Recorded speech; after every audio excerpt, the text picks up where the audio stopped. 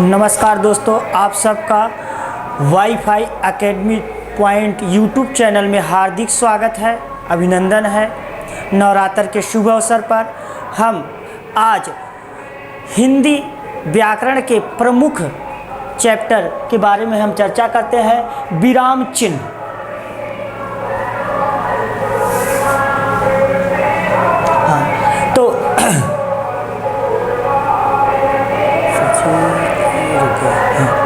तो प्रमुख चैप्टर हम किस में बात करते हैं कि विराम चिन्ह के प्रकार। तो विराम चिन्ह कितने प्रकार के होते हैं, अगर हम इस पर चर्चा करते हैं तो विराम शब्द का शाब्दिक अर्थ होता है। विराम शब्द है क्या, अगर हम इसके विषय में अगर जानना चाहें तो विराम शब्द है क्या, तो विराम शब्द का शाब्दिक अर्थ होता है ठहरना, रुकना होता है। अब क्या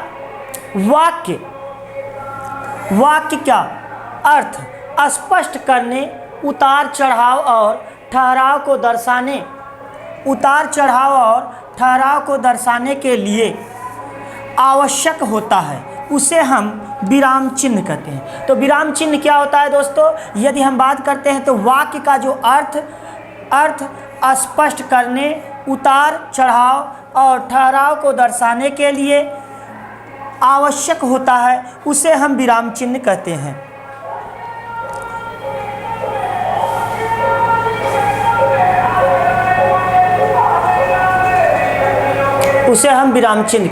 तो हिंदी व्याकरण के विशेषज्ञ कामता प्रसाद गुरु ने विराम चिन्हों की संख्या 20 मानी है। आप लोगों को शायद पता नहीं होगा कि कामता प्रसाद गुरु को हिंदी व्याकरण के आधुनिक जगत में इस समय उनको महर्षि पाणिनि की उपाधि दी गई है। क्योंकि एक प्रश्न यहाँ से भी उठता है कि आधुनिक हिंदी व्याकरण के महर्षि पाणिनि की उपाधि किसे दी गई है, तो महर्षि पाणिनि की उपाधि दी गई है कामता प्रसाद गुरु को।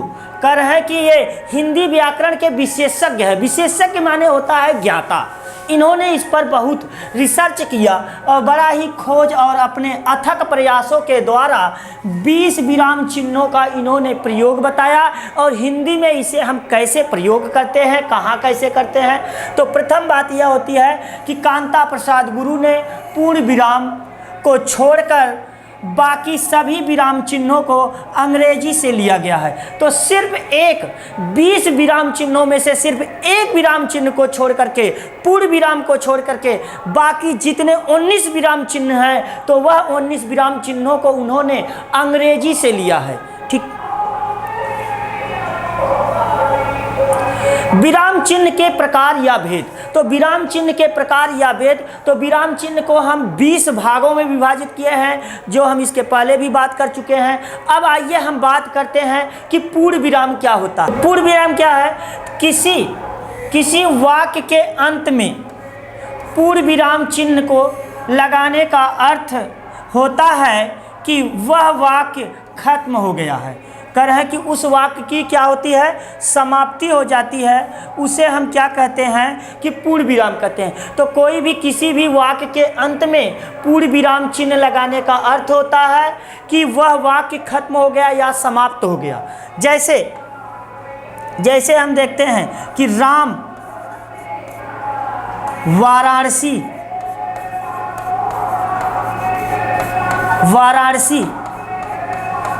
जाता है।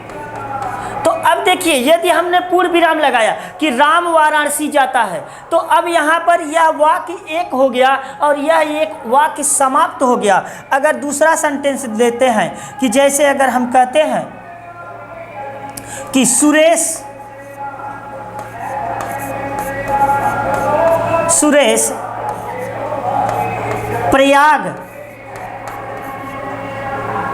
प्रयागराज से आ रहा है। तो सुरेश प्रयागराज से आ रहा है, तो यह एक वाक्य हुआ जो पूर्ण विराम के द्वारा इसकी समाप्ति हो गई। अब देखते हैं कि अर्धविराम किसे कहते हैं। तो अर्धविराम क्या होता है, जब किसी वाक्य को कहते हुए बीच में हल्का विराम लेना पड़ता है। ठीक, जब किसी वाक्य को कहते समय बीच में हल्का विराम लेना पड़ता है, उसे हम क्या कहते हैं? अर्ध विराम कहते हैं।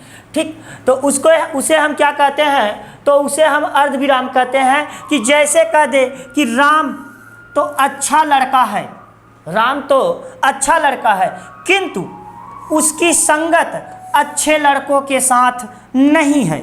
तो यह वाक्य क्या हुआ कि यहाँ हमने हल्का सा विराम लिया और पूर्ण विराम हुआ कि नहीं है। अब उसका अच्छे लड़कों के साथ संगत नहीं है, क्योंकि वह वाक्य जो होता है, इस वाक्य में दो सेंटेंस जुड़े हुए हैं, मतलब कि दो वाक्य हैं। वो थोड़ा से रुकता है, फिर वह आगे चलता है, तो वह पूर्ण विराम होता है। कि मतलब कि राम तो अच्छा लड़का है, किंतु उसकी संगत अच्छे लड़कों के साथ नहीं है। तो यह जो वाक्य है, यह अर्ध विराम के अंतर्गत आता है। अल्प विराम क्या है? अल्प विराम का चिन्ह है कि मतलब कि अगर जब किसी वाक्य को प्रभावित रूप से कहने के लिए वाक्य में अर्ध विराम से ज़्यादा परंतु पूर्ण विराम से कम विराम लेना होता है, तो वहाँ अल्प विराम चिन्ह का प्रयोग किया जाता है। कह रहे हैं कि जब किसी वाक्य में हम अर्ध विराम से कहने के लिए कह रहे हैं कि प्रभावित किए बिना, कह रहे हैं कि जब किसी वाक्य को प्रभावित रूप से कहने के लिए वाक्य में अर्ध विराम से ज़्यादा परंतु पूर्ण विराम से कम विराम लेना पड़ता है, तो वहाँ अल्प विराम चिन्ह का प्रयोग किया जाता है। कि जैसे श्याम जरा इधर आना, कह रहे हैं कि श्याम जरा इधर आना, हाँ मैं कल दिल्ली जाऊंगा। तो देख लीजिए कि यहाँ पर हमने अल्प विराम चिन्ह का प्रयोग लिए हैं, कि मतलब कि थोड़ा से रुकने की बात करते हैं। ठीक, प्रश्न चिन्ह, प्रश्नवाचक चिन्ह। तो प्रश्नवाचक चिन्ह कहाँ लगाते हैं, कैसे लगाते हैं, क्यों? तो प्रश्नवाचक चिन्ह का प्रयोग प्रश्न सूचक वाक्यों के अंत में किया जाता है, जहाँ पर क्या, क्यों, कैसे, कह रहे हैं कि जहाँ पर क्या, क्यों, कैसे लगा होता है, वहाँ पर हम प्रश्नवाचक चिन्ह का प्रयोग करते हैं। कि जैसे तुम्हारा क्या नाम है, तो यहाँ पर इस वाक्य में हम प्रश्नवाचक चिन्ह का प्रयोग करेंगे। तुम कहाँ जा रहे हो, तो इस वाक्य में हम प्रश्नवाचक चिन्ह लगाते हैं। तुम क्या खाते हो, तुम क्या पीते हो, तो ऐसे वाक्यों में हम प्रश्नवाचक चिन्हों का प्रयोग करते हैं। ठीक,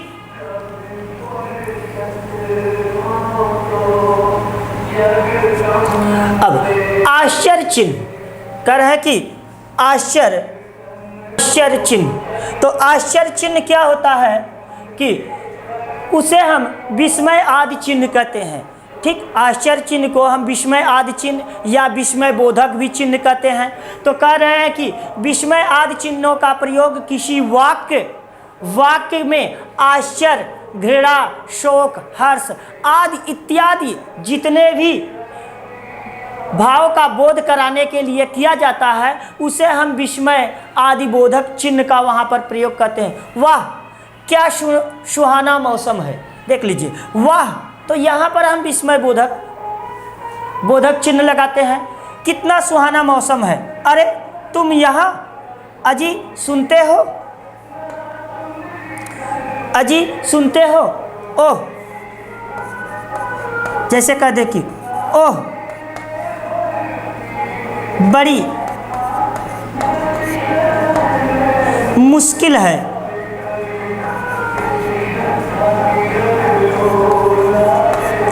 मुश्किल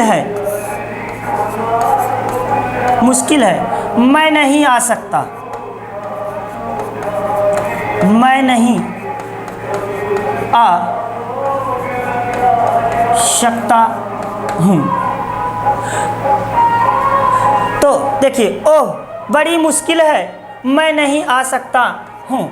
तो ऐसे वाक्यों में हम क्या लगाते हैं कि जहाँ पर कठिनाई हो, मुश्किल हो, घृणा हो आदि का ऐसा बोध किया जाए, तो वहाँ पर हम आश्चर्य चिन्ह या विस्मय आदि बोधक चिन्हों का प्रयोग करते हैं।